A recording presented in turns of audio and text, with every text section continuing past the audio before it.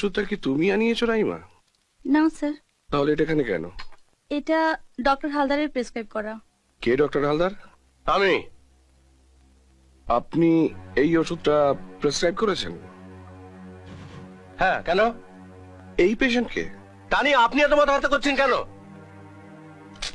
আপনি সত্যি সত্যি ডাক্তারি পাশ করেছেন তো? তার মানে আপনি কি বলতে চাইছেন? দেখুন, আপনি শহরের ডাক্তার হলো আমাকে এভাবে অভদ্রভাবে অপমান করতে পারেন না। এই অঞ্চলে 30 বছর ধরে আমি প্র্যাকটিস করছি। আমার চিকিৎসা নিয়ে কেউ কোনো রকম মন্তব্য করতে সাহস পায়নি। সেটা আপনার বরাত জোর কপাল।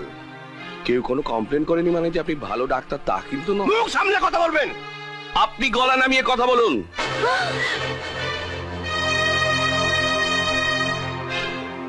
কোনো পাশ করা ডাক্তার এরকম ভুল ওষুধ প্রেসক্রাইব করতে পারে না। আমি অনেক কিছু শুনেছি ডক্টর রাইমান কাছে। এই বাড়ির একজনকে আপনি ভুল চিকিৎসা করে তাকে প্রায় পাগল করে দিয়েছেন। দুদিনের যোগী ভাতকে বলে অন্ন। এ একটা পুচকি মেয়ে সবে ডাক্তারি পাশ করেছে, তার কথা আপনি নাচছেন। আপনারা শহরের ডাক্তাররা নিজেদের কি ভাবেন বলুন তো?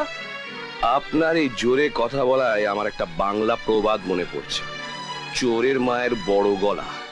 দিদি, আপনি কিছু বলছেন না যে আপনাদের এই বাড়িতে আমাদের যা তা বলে অপমান করছে?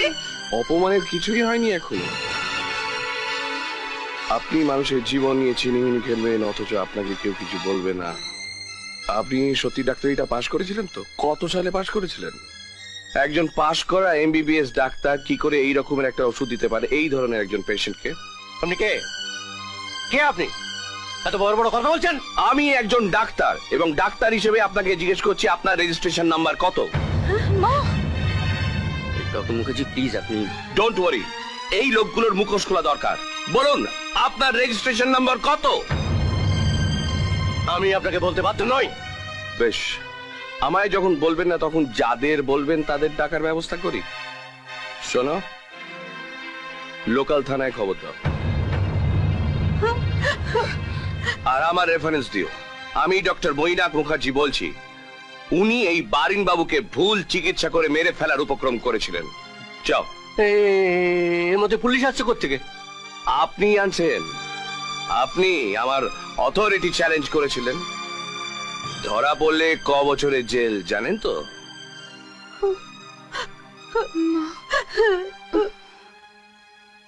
ফোন করো। না না, পুলিশ ডাকবেন না প্লিজ, পুলিশ ডাকবেন না। মেয়ে বউ নিয়ে সংসার, বুঝতেই পারছেন, পুলিশ ডাকলে।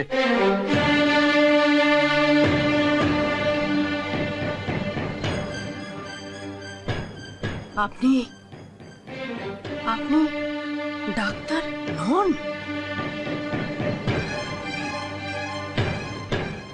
কি হলো, কথা বলছেন না কেন?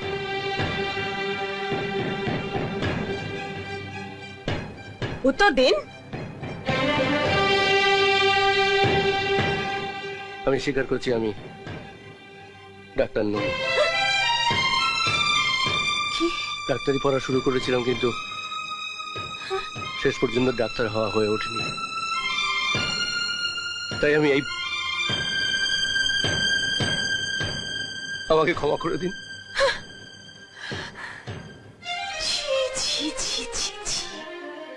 এত বড় অন্যায়, এত বড় মিথ্যে! আমি এতদিন ধরে আপনাকে বিশ্বাস করে এসেছি, আপনি আমার সেই বিশ্বাসের মর্যাদাটুকু রাখলেন।